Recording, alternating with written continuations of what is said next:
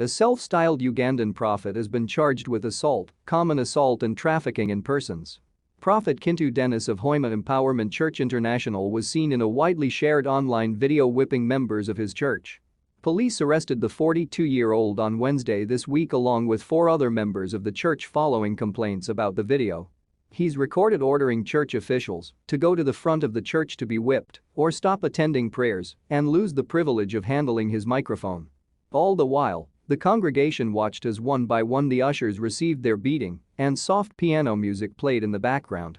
Prophet Kintu told the investigators that he was only carrying out a demonstration of how Jesus treated those he found selling goods in church, a police statement said. The authorities also allege that he was operating illegally.